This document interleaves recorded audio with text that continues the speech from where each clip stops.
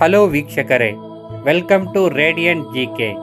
ಇಂದು ಮಹಾಭಾರತದ 15ನೆಯ ಎಪಿಸೋಡ್. ಸೂರ್ಯವಂಶದ ಹರಿಶ್ಚಂದ್ರನು ತನ್ನ ಕಷ್ಟಕಾಲವನ್ನು ಕಳೆದ ನಗರ ವಾರಣಾವತ. ಅಲ್ಲಿಯ ಜನರು ನಗರವನ್ನಲಂಕರಿಸಿ ಸಂತೋಷದಿಂದ ಪಾಂಡವರನ್ನು ಬರಮಾಡಿಕೊಂಡರು. ಸ್ವಾಗತ ಸಮಾರಂಭಗಳೆಲ್ಲ ಮುಗಿದ ಮೇಲೆ 10ನೆಯ ದಿನ ಪುರೋಚನನು ಕಾಣಿಸಿಕೊಂಡು, ಋತರಾಷ್ಟ್ರ ಮಹಾರಾಜನು ಪಾಂಡವರ ಅನುಕೂಲಕ್ಕಾಗಿಯೇ ಕಟ್ಟಿಸಿರುವ ಶಿವ ಎಂಬ ಹೆಸರುಳ್ಳ ಅರಮನೆಗೆ ವಾಸಕ್ಕೆ ಬರಬೇಕೆಂದು ಧರ್ಮರಾಜನನ್ನು ಪ್ರಾರ್ಥಿಸಿ ಕರೆತಂದನು.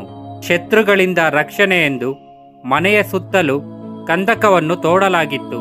ಪುರೋಚನನು ಹೊರಟು ಹೋದ ಮೇಲೆ ಧರ್ಮರಾಜನು ತನ್ನ ತಮ್ಮನನ್ನು ಕರೆದು, ಭೀಮ, ಇಲ್ಲಿರುವ ವಿಚಿತ್ರ ವಾಸನೆಯನ್ನು ಗಮನಿಸಿದ್ದೀಯಾ?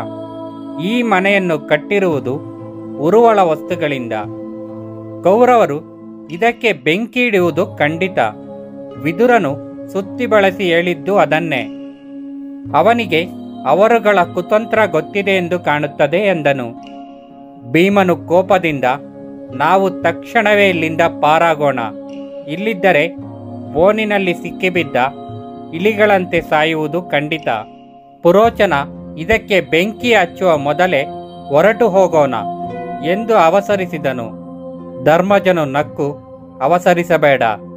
ಜನರಿಗೆ ಅನುಮಾನ ಬರದಂತೆ ಅವರು ತಕ್ಷಣವೇ ಬೆಂಕಿ ಹಚ್ಚುವುದಿಲ್ಲ. ನನಗೆ ವಿದುರನ ಮೇಲೆ ನಂಬಿಕೆ ಇದೆ.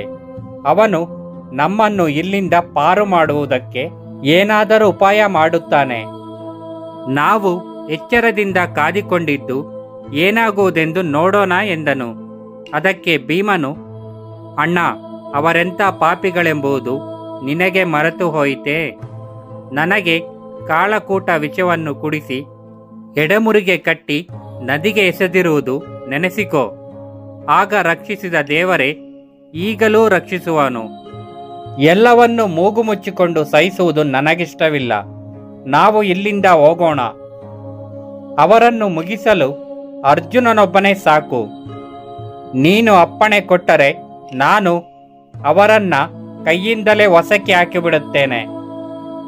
ಅವರು ನಮ್ಮ ಮನಃಶಾಂತಿಯನ್ನೇ ಹಾಳು ಮಾಡುತ್ತಿದ್ದಾರೆ ಎಂದನು. ಧರ್ಮರಾಜನು, ಭೀಮ, ನಿನಗರ್ಥವಾಗುವುದಿಲ್ಲ. ನಾವು ಹೊರಗಿನ ಮನೆಯಲ್ಲಿ ಸುಟ್ಟು ಹೋದವೆನ್ನಿಟ್ಟಿಕೋ. ಆಗ ದೊಡ್ಡಪ್ಪ ಮೊಸಳೆ ಕಣ್ಣೀರು ಸುರಿಸುತ್ತಾ, ಆ ಪಾಂಡವರೇ, ನನ್ನ ಮಕ್ಕಳೇ, ನೀವೇ ನನ್ನ ಪ್ರಾಣ ಎಂದುಕೊಂಡಿದ್ದೆ.